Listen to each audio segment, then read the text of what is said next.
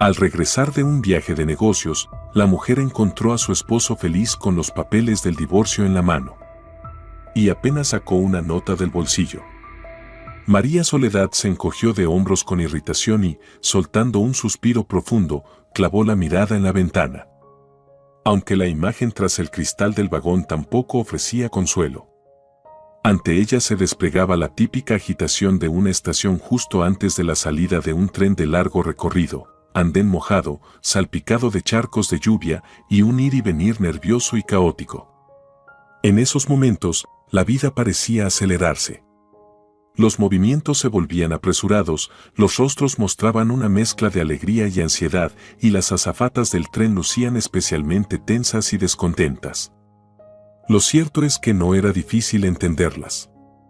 ¿Acaso es tan complicado para los estimados pasajeros llegar puntualmente a la estación, acercarse al vagón con tiempo y sentarse en su lugar correspondiente?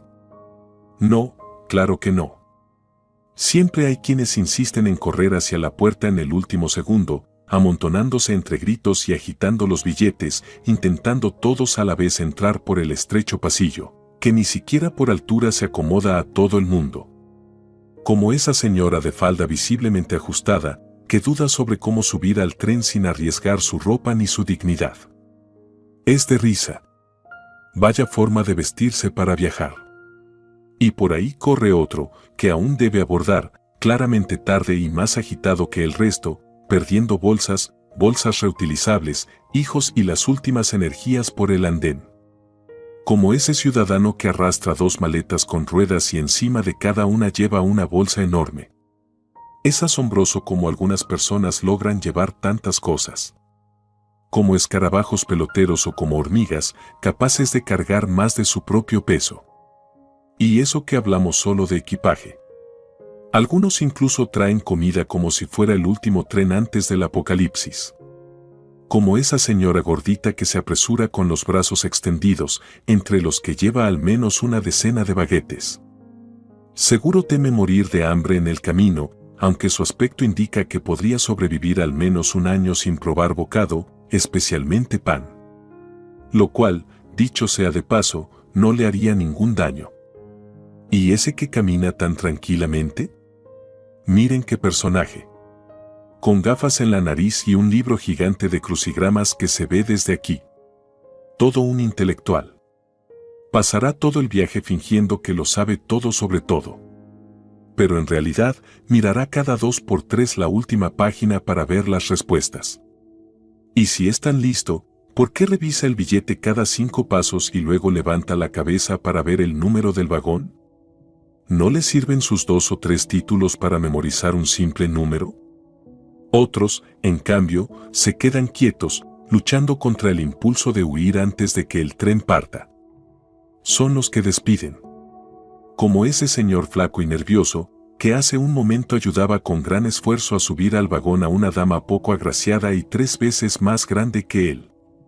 Ella le lanzó una última mirada fulminante y le mostró el puño para dejar claro quién mandaba. En su rostro se veía alivio y hasta una felicidad mal disimulada tras una fingida tristeza. Seguro que se siente liberado de su querida esposa al menos por un tiempo y debe contenerse para no saltar de alegría en el andén. Y ahí está el otro tipo de despedida, el romántico. Una chica delgadita, pálida, con el pintalabios corrido y las mejillas manchadas por el rímel. ¿Estamos ante un verdadero drama? ¿A quién despide? Ah, claro, a ese chico que asoma por la puerta del vagón. La azafata, con cero interés por el amor, intenta empujarlo hacia adentro. Vaya, parece que hay amor de verdad. ¡Qué hermoso! Siempre que uno no nota que él parece encantado, saludando con tal entusiasmo que casi se cae. Ella, en cambio, parece rota. Seguramente sabe que de esa despedida no saldrá nada bueno para ella. Sí, chica, sí. Tu novio se va a la capital y tú no lo volverás a ver. De pronto, María se sobresaltó, sorprendida por sus propios pensamientos. ¿Qué le pasaba? ¿De dónde venía tanta bilis y esa ironía cruel hacia desconocidos inocentes? ¿Por qué lanzaba chispas de irritación desde la ventana? Nunca había sido así. ¿Qué clase de ideas absurdas y malintencionadas se agolpaban en su mente? Tal vez no era como ella pensaba. Ese hombre cargado de equipaje podría ser padre de una familia numerosa y, al dividir las maletas por persona, la cantidad resulta perfectamente razonable. Ya no era un acaparador, sino un hombre valiente, cargando con las pertenencias de los suyos. Tal vez sus 5 hijos lo esperaban en el compartimento. ¿Y la señora de los baguetes, y si es madre de familia? ¿Y si son solo bocadillos? El hombre de los crucigramas quizá era realmente un genio, autor de acertijos, no un tramposo. Y los que se despedían, quizás sí se amaban de verdad. Ella lloraba por la separación, él sonreía por naturaleza. Quizás iría por trabajo y volvería para casarse con ella. Y todo saldría bien. Y esa señora de la falda estrecha. Bien por ella. Con una sonrisa tímida y un gesto decidido, subió al vagón, provocando una ola de aprobación entre los hombres que esperaban. En serio, un viaje en tren no es excusa para vestirse mal. Una mujer siempre debe seguir siéndolo. Si el alma pide maquillaje, falda ajustada y tacones, ni el tren puede detenerla. Y ese flacucho, bueno, quizá está feliz de haber logrado meter a su esposa en el vagón, no porque se libre de ella, sino porque no cabía por la puerta. Aunque no, con ese sí tenía razón al principio. Se ve demasiado impaciente. Seguro que tiene otros planes más interesantes y no quiere perder ni un minuto. Sintiendo como su sonrisa volvía a transformarse en una mueca sarcástica, María se apartó de la ventana. No, eso no era normal. No podía estar tan irritada. Tenía que controlarse, no volverse una arpía. Se fue a su compartimento y se sentó. La causa de su amargura, en realidad, era clara. María odiaba los trenes y todo lo que los rodeaba. La idea de pasar 3 noches y 2 días en un vagón, levantándose, sentándose, incluso acostándose, si es que se atrevía a hacerlo, le resultaba insoportable. Nunca en su vida había estado tanto tiempo en un tren. El viaje la asustaba. No podía quitarse de la cabeza la absurda pero persistente idea de que entraría al vagón como una mujer relativamente joven y saldría de él como una anciana canosa y temblorosa. El largo viaje era obligatorio, la única manera de volver a casa en esos días. María Soledad Arteaga, auditora financiera de una gran empresa, había estado en una de las filiales más remotas del grupo. El tiempo de inspección que había ordenado la directiva era indefinido, así que María no había reservado un boleto de regreso, pensando que ya lo haría. ¿Cuál fue su sorpresa cuando, en vez del habitual billete de avión, le entregaron un cupón extraño? ¿Y esto?, preguntó, incrédula. Es un boleto de tren, le respondió alegremente una empleada de la secretaría. ¿Está bromeando?, se indignó María. Devuelva esto. Yo no voy en tren. Perfecto, respondió la descarada. Entonces, María Soledad, se queda con nosotros un mes más, por lo menos. Y al ver que María se encendía, intentó explicarse. No estamos en la capital. Aquí solo hay 2 vuelos por semana, y los boletos se agotan con 1 mes o 2 de antelación, sobre todo ahora, en plena temporada vacacional. ¿Y eso qué? No es mi problema. Ustedes tienen la obligación de conseguirme un boleto. Así que háganlo. Yo tengo que estar en mi oficina el miércoles. Pues perfecto. Ya cumplí con mi obligación. Usted viaja mañana en tren y llega el miércoles. La muchacha parecía muy segura de sí y miraba a María con descaro. Discutir más era inútil. María le arrebató el billete y tomó su teléfono. Aviación, por favor. Necesito un boleto para mañana. Yo también, respondió una voz entre risas. Qué vergüenza, dijo María con claridad y colgó. Detestaba los viajes en tren. Esa supuesta romántica experiencia, los campos y bosques tras la ventana, los postes que parecían correr, no le despertaban ninguna emoción. No sentía lágrimas de ternura por la vastedad del paisaje latinoamericano, ni se le ocurría recitar a Neruda. Al contrario, el parpadeo de los árboles le daba náuseas. El golpeteo de las ruedas, que tanto se encuentran reconfortante, la sacaba de quicio. Y la comida del tren, que para muchos es parte esencial del viaje, a ella le resultaba repugnante. Solo podía dormir si se cumplían 3 condiciones: oscuridad total, silencio absoluto e inmovilidad. Así que, como era de esperarse, en el tren no dormía. ¿Cómo hacerlo con tanto movimiento, crujidos, luces intermitentes y voces por todos lados? Y lo más importante, esa famosa comunicación de compartimiento que por alguna razón se considera obligatoria. Como si el simple hecho de que varias personas hayan terminado encerradas en un espacio reducido las convirtiera casi en parientes o en almas gemelas dispuestas a intercambiar opiniones sobre la crianza de los hijos, el cultivo de flores, la pésima calidad de los productos en los supermercados y el escandaloso precio de la vivienda. Y si alguien no desea participar en esas charlas, inmediatamente se convierte en una persona antipática y, en general, bastante sospechosa.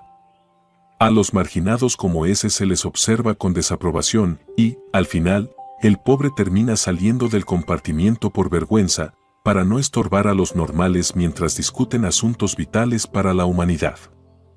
En fin, todo el ambiente del tren le resultaba profundamente desagradable a María. Está bien, no pasa nada. Me sentaré tranquila todo lo que pueda. Pensaré en mis cosas. Tal vez lea algo o me eche una cabezadita. En fin, sobreviviré como pueda, se resignó finalmente, escuchando el golpeteo de las ruedas que marcaban el arranque del tren. Las señoras del compartimiento parecían normales, al menos mientras se mantenían en silencio y no empezaban a sacar las albóndigas de sus bolsas. Y justo entonces, esa resignación suya volvió a verse amenazada.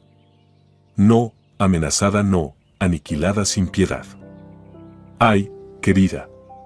Veo que tiene usted la revista El Jardinero Aficionado. ¿Le gustan los tomatitos, verdad? ¡Qué maravilla! Dígame, corazón, ¿ha probado sembrar el tomate Madrid ultratemprano? Preguntó la compañera de abajo, dirigiéndose a otra pasajera.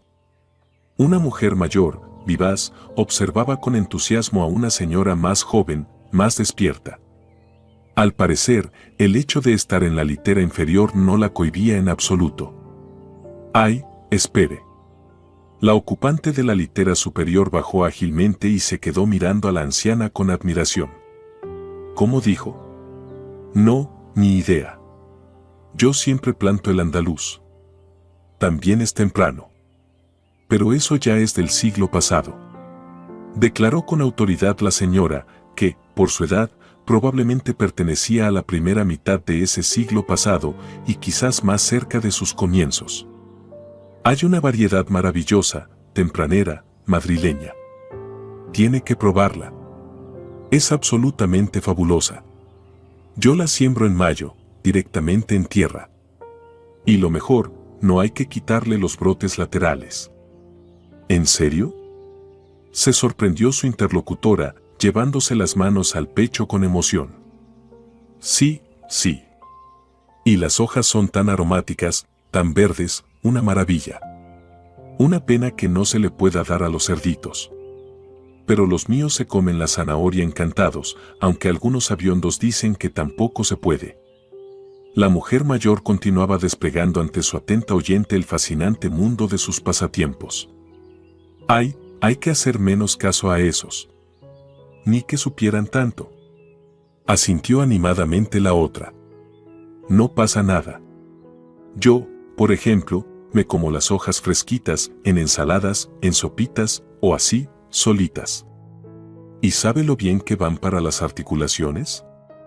Ah, sí. Se interesó la experta en tomates que no requieren poda. Claro. Exclamó la amante de las hojas verdes. Mire, toma un par de rabitos de zanahoria bien frondosos, los pica, los hierve con agua. María se deslizó de su asiento y, sintiendo a su espalda las miradas compasivas de sus compañeras, salió del compartimiento. El día se acercaba a su fin. El sol, que justo en ese momento estaba del lado de la ventana por la que miraba María, comenzaba a bajar, tiñendo todo de una luz dorada y rosada. En el cristal se reflejaban destellos suaves. Era hermoso. Incluso alguien de piel tan dura como María Soledad Arteaga, como decía en broma su madre, podía apreciarlo. Cuando repartían el romanticismo y la sensibilidad, nuestra Mariquita se fue directa a la cola del sentido común y la determinación, solía decir su madre con una sonrisa, haciendo alusión al carácter poco femenino de su hija. María, de hecho, rara vez se emocionaba con paisajes, naturalezas muertas ni demás combinaciones pictóricas. Pero esta vez, quizás por falta de otra cosa que hacer, y por primera vez en muchos días, o años, simplemente estaba ahí, de pie, sin hacer nada, sin pensar mucho. Se quedó, sinceramente, absorta en ese atardecer veraniego que teñía de luz roja y dorada todo el espacio entre el horizonte y el tren en movimiento. ¡Qué bonito!, murmuró María, sin darse cuenta de que lo había dicho en voz alta, hasta que escuchó un suspiro, como en respuesta, seguido de una voz masculina. No me diga, María Soledad, muy bonito, sí. Lo que no me imaginaba era que usted se fijara en esas cosas. María se sobresaltó, al principio sin entender que la habían llamado por su nombre completo. Y cuando reconoció la voz, solo pudo sacudir la cabeza. Si algo le faltaba para odiar de forma total e irreversible la vida de tren, era encontrarse con esa persona aquí. De verdad, habría sido mejor quedarse en el compartimiento, escuchar las charlas de las señoras y, quién sabe, quizá terminar interesándose por la medicina natural o los valores del huerto. Tenía más posibilidades de eso que de mantener una conversación decente con el hombre que acababa de arruinarle su contemplación del atardecer. Levantó la cabeza y entrecerró los ojos. «Vaya, vaya. Carlos Santiago», exclamó, fingiendo una alegría que ni ella se creyó. «¡Qué grata sorpresa! ¿Es usted?» «Ajá, yo mismo», confirmó él con tono alegre, aunque en su caso parecía sincero. «Imagínese qué encuentro más inesperado. Estoy aquí parado, miro y no doy crédito, hasta me froto los ojos. Dios mío, me digo, si es la mismísima María Soledad en persona». «No es María, es María Soledad», murmuró ella entre dientes. «Ya se lo he dicho 1000 veces, no destroce mi nombre con ese acento de campesino. Guarde su rusticidad para las jovencitas crédulas». «Ah, sí. No se ofenda. No fui yo quien se lo puso. Así la llamamos todos en la fábrica. Nuestra María la habilidosa. Mucho encaje nos tejió usted en 2 semanas, y bien enredado. Ahora toda la dirección anda viendo cómo se desenreda». Lo dijo con seriedad, pero sus ojos reían abiertamente. «Todo mentira», replicó María de pronto.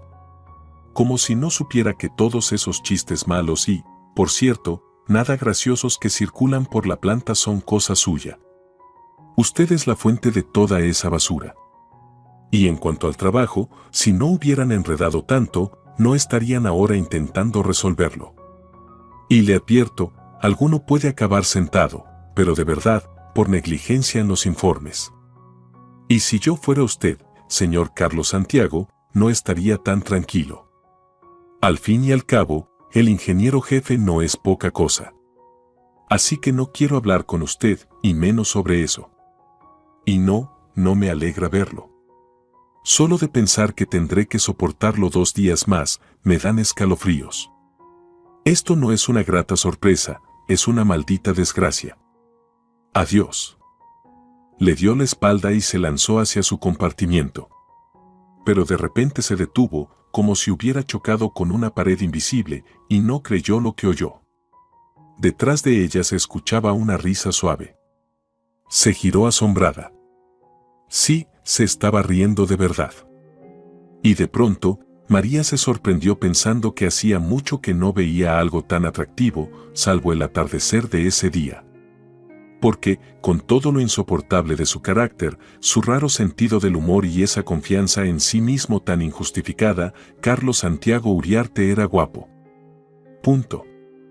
Negarlo era tan absurdo como decir que el sol no se estaba poniendo, sino saliendo. Ahora, sin el mono grasiento, afeitado, sin la clásica mancha de aceite en la frente o la nariz, era más evidente aún. Sus rasgos, aunque finos y proporcionados, no lo hacían parecer afeminado. Era viril.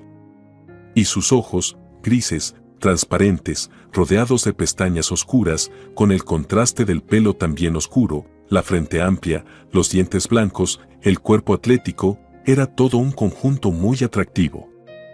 Pero lo más sorprendente era su naturalidad, como si su aspecto dijera al mundo: sí, soy guapo, ya lo sé. No es culpa mía haber nacido así. Y si molesto a alguien con esto, lo siento, pero tampoco es para tanto. Entonces, ¿de qué hablábamos? Y sin embargo, a pesar de todo eso, María no lo soportaba. En las 2 semanas que pasó en la planta, lo había conocido bien. Le reconocía ciertos méritos, incluso le debía que la hubiera salvado, literalmente. Pero no podía evitarlo, le caía mal. A veces, simplemente pasa. No hay razón ni explicación, solo rechazo instintivo. Así era con ella y el ingeniero Uriarte. Y parecía que la antipatía era mutua. Él no perdía oportunidad de lanzarle alguna indirecta, muchas veces hiriente. Su relación era complicada, nada agradable. Y lo peor era que él, además, era interesante, guapo, valiente, decidido, inteligente y... había algo más. Algo que no podía explicar, solo presentir. Y eso la confundía, le incomodaba. Y por eso lo odiaba aún más. Es como una porquería dentro de un envoltorio hermoso, pensaba enfadada mientras se dejaba caer en su asiento, sobresaltando a las compañeras que suspendieron de inmediato su charla sobre composto acolchado. Aunque para María, eso era todo lo mismo. ¿Qué te pasa, hijita?, preguntó una mujer mayor, mirando a María con preocupación. Tienes como manchitas por toda la cara. Espera, ahora te sirvo un poco de té de manzanilla con miel, lo traje en un termo, es buenísimo para calmarse. ¿Necesitas algo más? Sí, asintió María. Tipo sacar a uno del vagón a empujones. ¿Me ayudas? Anda por aquí uno, ¿sabes? Un landolón de tercera categoría. Ay, no me digas que hablas de Carlito. Reaccionó de pronto, totalmente fuera de lo esperado, la anciana. Pues tienes razón, ¿eh? Se parece a Fanfan la Tulipe, solo que más mayor, sí, y un poquito más rellenito, más formal. ¿Cómo no me di cuenta yo sola? ¿De Carlito?, repitió María, atónita. ¿Lo conoces? Bueno, conocer, sonrió la mujer. Nos conocimos en la estación, mientras él me echaba una mano. Yo es que, ni siquiera nos hemos presentado. Y vamos a pasar 2 días juntas en este tren. ¿Cómo te llamas, cariño? María, murmuró ella, esforzándose por poner cara amable. Es fácil guardar silencio cuando no conoces a nadie, no estás obligada a hablar.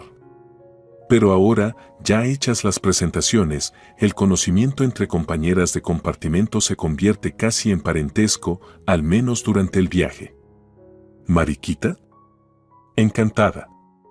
Yo soy Ana Isabel, y ella es Sofía, la anciana asintió hacia su compañera jardinera. Bueno, ¿de qué hablábamos? Ah, sí. De Carlos. Su cara se iluminó con una sonrisa. Me ayudó tanto con la maleta, maldita sí. Me la cargó él solito, y a mí también, hasta el vagón. Nos metió dentro a los 2. Gracias a él estoy viajando, si no, todavía estaría sentada en mi bulto en la plaza de la estación. Va, no exageres, fue solo un gesto normal de hombre decente, refunfuñó María. Igual, sigue siendo un grosero. ¿Carlito, un grosero? Se escandalizó Ana Isabel. ¿Pero qué dices, Mariquita? Es un encanto de persona. Ah, sí. ¿Y cuánto hace que lo conoces? ¿Unas horas? Yo tengo el placer desde hace 2 semanas, así que créeme, lo conozco mejor, replicó María. Ay, Mariquita, ¿pero acaso se necesita tiempo para eso? A esa gente se la reconoce de inmediato, con el corazón. Él es maravilloso, afirmó Ana. Está bien, Ana Isabel, no voy a discutir contigo, dijo María con un gesto de la mano, y se tumbó en su litera. Qué bonito, un querubín. Salvador de abuelitas. Fanfán andino. Pero no es ningún fanfán, es un fanfarrón. Y a la porra con él. Como si no tuviera yo suficientes preocupaciones, mi vida ahora mismo es un desastre total. Pero decidir no pensar en Uriarte era mucho más fácil que lograrlo. Su mente volvía a él una y otra vez, a ese hombre que no se parecía a nadie que hubiera conocido en sus 35 años, y que, por un capricho del destino, ahora estaba literalmente a un tabique de distancia. A la planta industrial, situada en una pequeña ciudad andina a 3.000 kilómetros de la capital, María llegó por orden del director de su inmenso holding, que controlaba varias instalaciones como esa. Germán Alejandro era el protector de María en todos los sentidos. Viejo amigo de la familia Arteaga, había sido amigo íntimo del padre de María, y según la leyenda familiar, incluso intentó disputarle la novia. Pero la chica eligió a Sergio Arteaga, se casó con él y tuvo a su hija María. Germán, según sus propias palabras, quedó como eterno enamorado inconsolable, símbolo viviente de lo que pudo haber sido. Aunque Irene, la madre de María, se reía siempre recordando la historia. Claro que sí, Germán, te recuerdo sufriendo, 2 días completos, asentía ella con sarcasmo. Y al tercero ya estabas en el cine con tu Cintia. No dramatices, que van a pensar que fue un triángulo amoroso. A pesar de todo, el trío siguió siendo amigo de por vida. Tras la muerte repentina del padre de María, Germán asumió el papel de protector tanto de Irene como de la pequeña de 10 años. Y se alegró sinceramente cuando, ya acabando la secundaria, María abandonó sus sueños de cine, pasarelas y deportes, y se decidió por las finanzas como carrera. Muy bien, Mariquita, le decía entonces Germán, ya convertido en empresario importante y respetado. Estudia, y luego te vienes a trabajar conmigo. Esto se está poniendo interesante. Y necesito gente de confianza, sobre todo en temas financieros, donde hasta el diablo se pierde. María terminó la universidad y, por supuesto, fue a trabajar en el holding donde Germán era uno de los fundadores, directores y principales accionistas, el jefe, en resumen. Todos van a decir que me contrataste solo porque soy hija de tus amigos, dudaba ella. ¿Y por qué no?, replicó Germán. Eres como una hija para mí. Y si luego resulta que me equivoqué, te despido, con apellido y todo. Así corregimos tu reputación. Pero no se equivocó. María resultó ser una excelente economista y con los años fue ganando experiencia, perspicacia e intuición.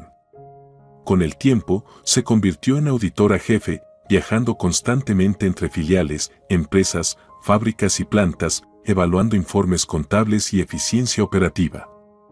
María Soledad, hijita, Germán siempre usaba ese tono raro cuando se venía una conversación difícil. Tienes un viajecito por delante.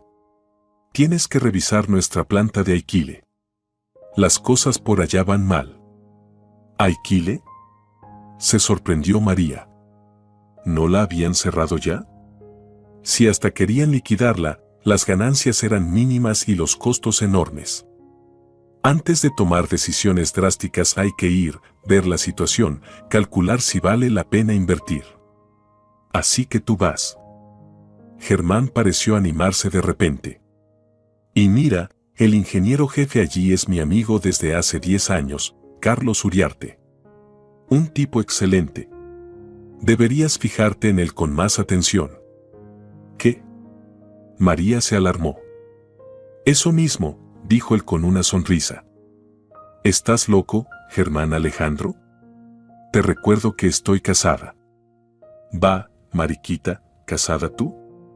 Perdóname por meterme, ya sé que soy un viejo tonto, pero no puedo soportar verte sufrir por alguien que no te merece. Pero bueno, tú verás. En cuanto a la planta, solo acepto cerrarla si todo está irremediablemente perdido. Esa es mi ciudad natal, y no quiero dejar sin trabajo a buena gente.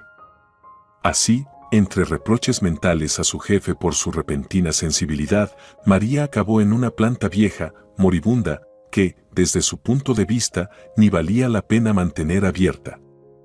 En su primer día comprobó que sus sospechas eran ciertas, todo estaba mal. Las máquinas parecían chatarra, el sistema contable era un desastre lleno de errores y absurdos. Y eso que Germán le hablaba de gente maravillosa, ella no veía nada de eso. Conoció al tal ingeniero en jefe, ese hombre tan fantástico, en circunstancias bastante escandalosas, tan embarazosas que aún le daba vergüenza recordarlas. Llevaba varios días encerrada en contabilidad, revisando documentos, frunciendo el ceño y callando con gravedad, hasta que finalmente dijo: «Está claro. Necesito hablar con la dirección de todo hizo un gesto abarcando el desastre. Es un caos. Pero, María Soledad, ya sabe que el director y el subdirector vienen mañana. Ahora solo está Uriarte, nuestro jefe de ingeniería». La señorita contable pareció animarse. «Y quizás sea mejor hablar con Carlos Santiago. Tiene muchas dudas sobre el equipamiento, ¿verdad?» «Muchísimas», sonrió con sarcasmo María. «¿Dónde está ese famoso ingeniero jefe?» «Su oficina está al lado, pero rara vez se encuentra allí. Pasa casi todo el tiempo en la planta. ¿Alguien en esta empresa se digna a ocupar su oficina de vez en cuando?», bufó María. «Ay, no es eso», tartamudeó la mujer. «Él trabaja, pero en la fábrica. Le llevaré hasta allá. Aunque, debería cambiarse los zapatos. No está muy limpio». «Ni que fuera poco», la imitó María con rabia, poniéndose de pie. «Esto está lleno de mugre en todos los sentidos. ¿Dónde está ese infeliz del jefe de ingeniería?», gritó, alzando la voz por encima del ruido y sujetando su casco para que no se le cayera sobre la nariz. Debería haber hecho caso a la ingenua señora de contabilidad y cambiarse los zapatos. Ahora ya era tarde, su bonito zapato de gamuza tenía una mancha grasienta. De la rabia, estuvo a punto de lanzarse al cuello del ingeniero. «¿Por qué infeliz?», dijo alguien a la altura de sus rodillas. Se echó atrás, asustada. De debajo de una máquina salió un hombre cubierto de grasa, con el uniforme sucio y las manos tan negras que parecían ajenas. «¿Por qué infeliz?», repitió con voz algo ronca. «Estoy muy contento con la vida. Y si esta noche llego a ver el partido, seré feliz». María lo miró atónita. «Esto no es una fábrica, es un circo. Escuche, usted puede saber mucho, pero dígame dónde está el señor Uriarte, ese ingeniero jefe».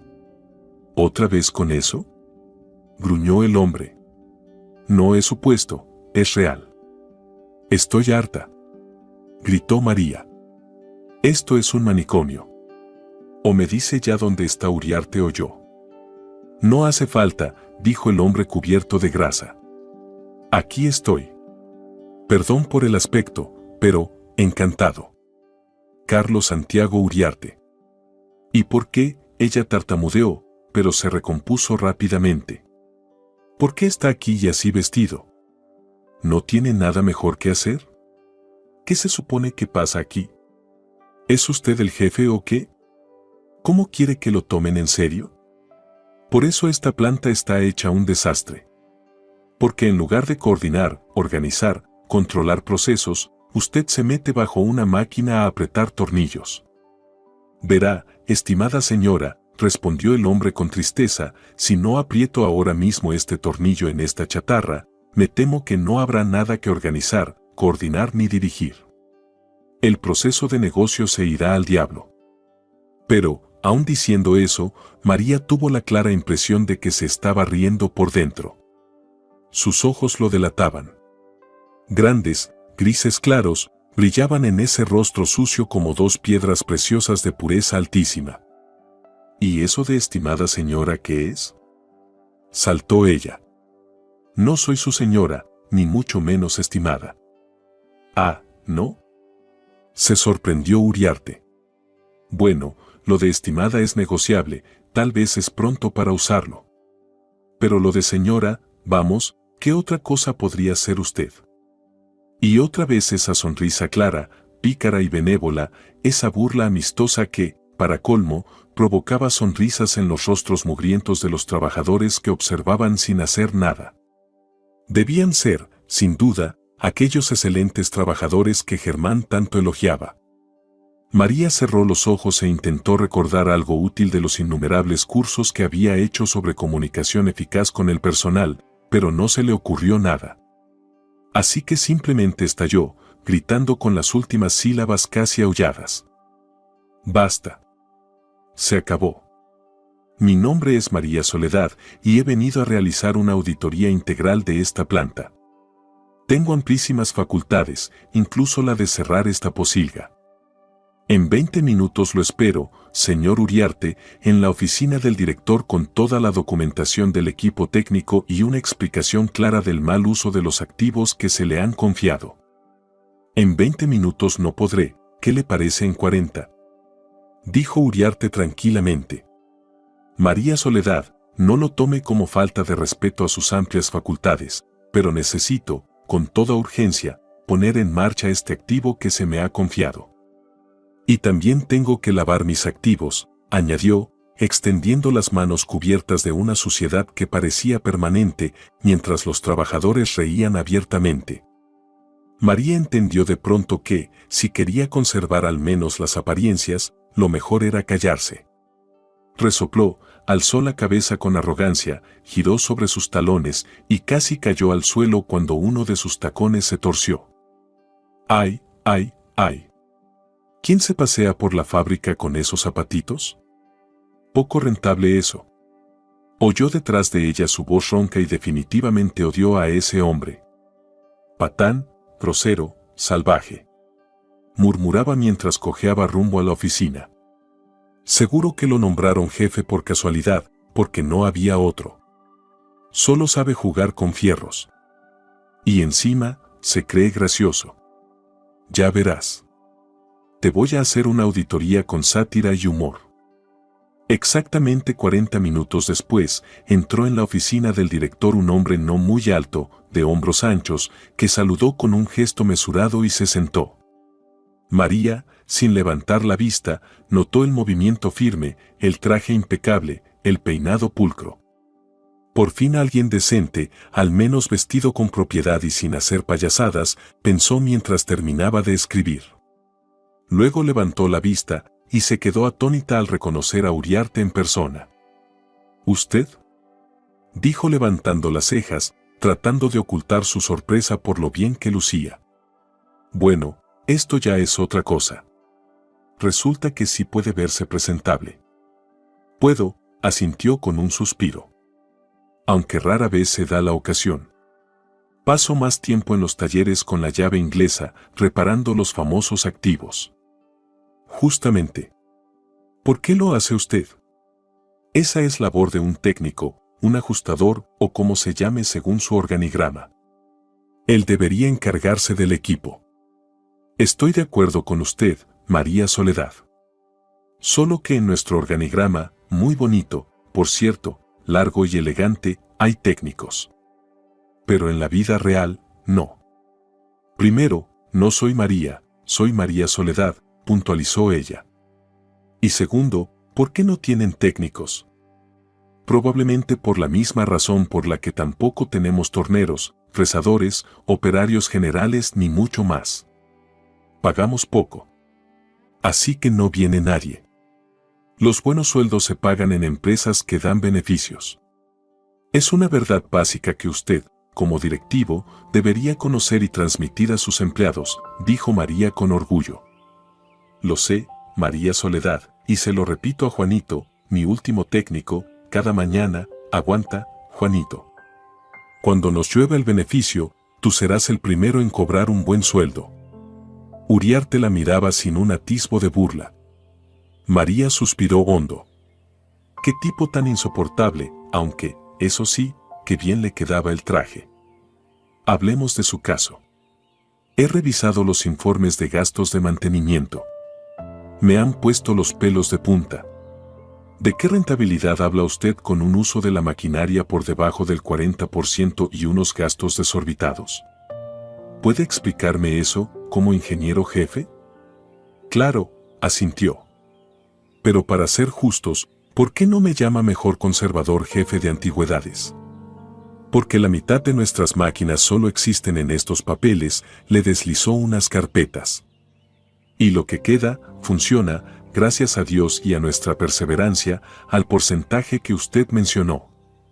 Mire, Uriarte, hablemos en serio, dijo tras un silencio. ¿Sabe usted que, tal como están las cosas, al holding le conviene más cerrar esta planta que invertir en ella? Por supuesto que lo sé. ¿Y qué?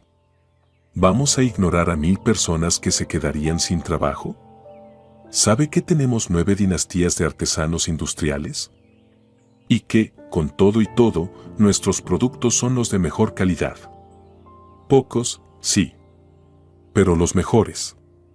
De acuerdo. Supongamos que tienen buenos operarios. Pero los especialistas dan pena. Llevo 2 días revisando la contabilidad. Su Verónica Nicolás, tiene nivel de técnico y eso siendo generosa. Vera sí es técnica. Pero es honesta y trabaja por 3. Uriarte frunció el ceño. ¿Sabe, María Soledad? En estos 10 años, nunca una chica de la capital vino a trabajar aquí en sus zapatitos de gamuza. Tal vez así habríamos tenido una gran jefa de contabilidad. Fácil decirlo. Usted nació aquí, vive aquí. ¿Cree que es tan fácil mudarse a este rincón? Por cierto, siempre quise preguntarle, ¿cómo es que tiene usted un título de Madrid? Recordó de pronto. Por accidente, María Soledad. Igual que el puesto de ingeniero jefe. Pura coincidencia. Sonrió él. Está bien, Carlos Santiago. Puede retirarse. Gracias. A su disposición, María Soledad, dijo, y salió. ¿Cómo se supone que se puede conversar normalmente con alguien así? Ay, no, María Soledad, ¿cómo que local? Uriarte es madrileño como usted.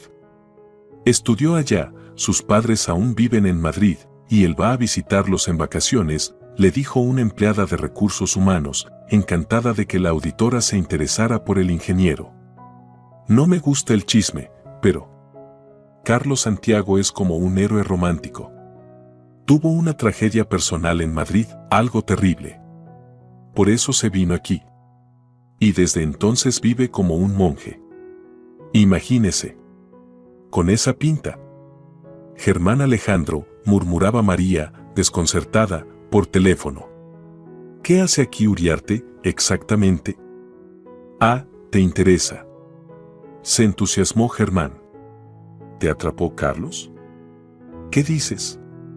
Se indignó María. Es solo que es, raro, supongo.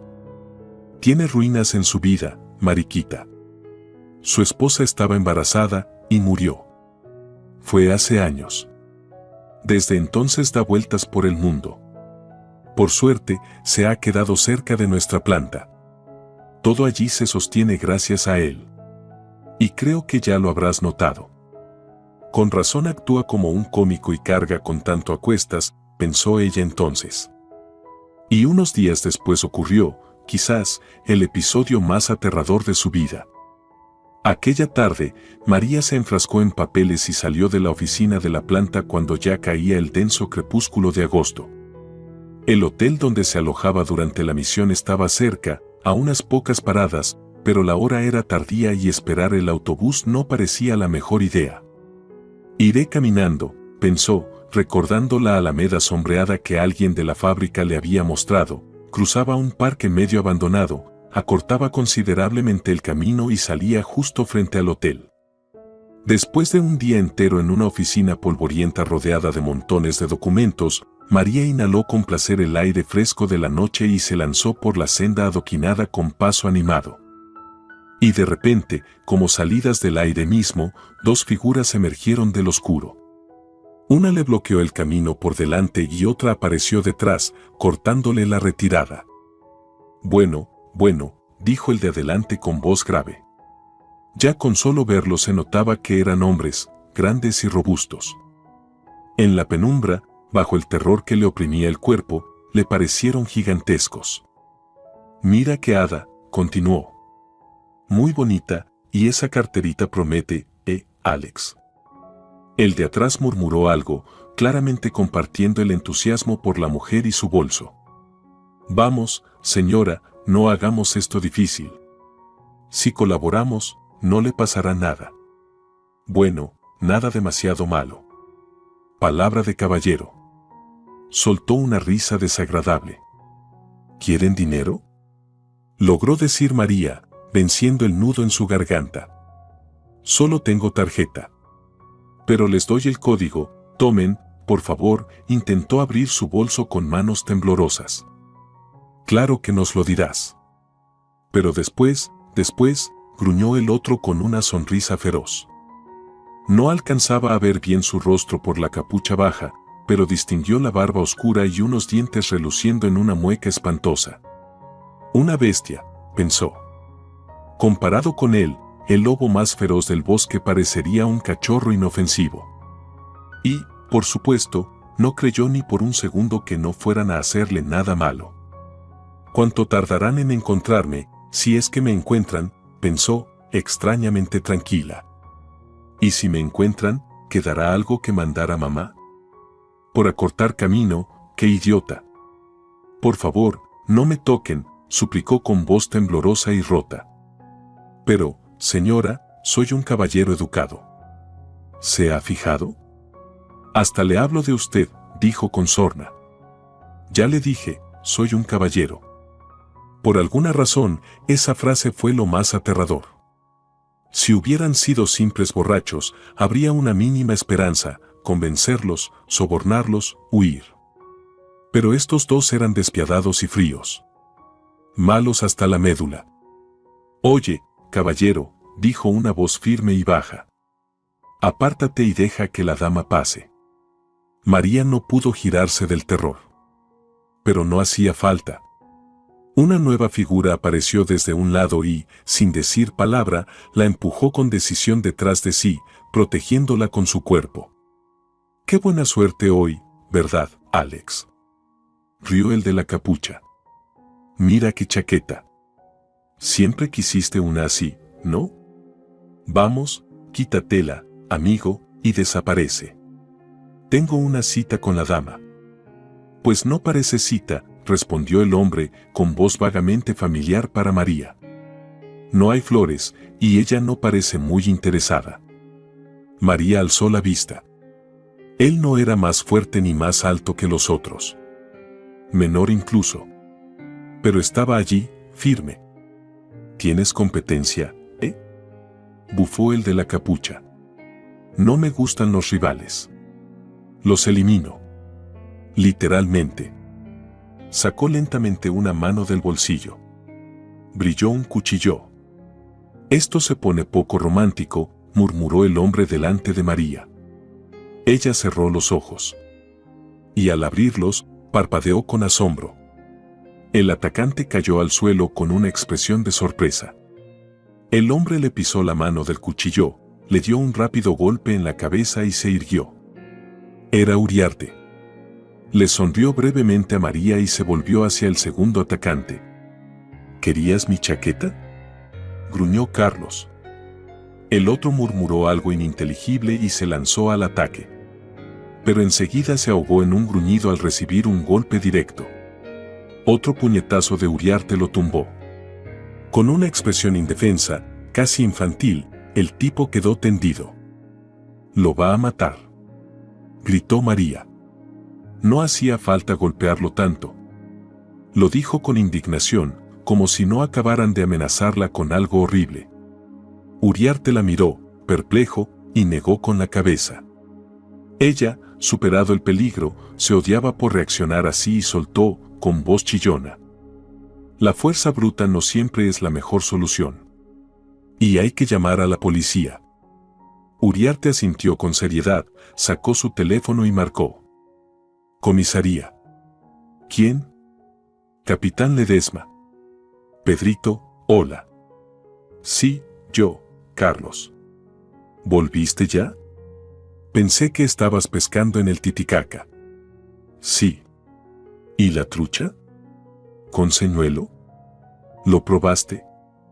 Carlos charlaba como si estuviera en su casa, no en una alameda oscura con dos delincuentes inconscientes y una mujer al borde del colapso. Oye, Pedrito, luego me cuentas. Mira, necesito una patrulla. Aquí tengo a 2 ciudadanos descansando, uno con cuchillo y una mujer muy asustada.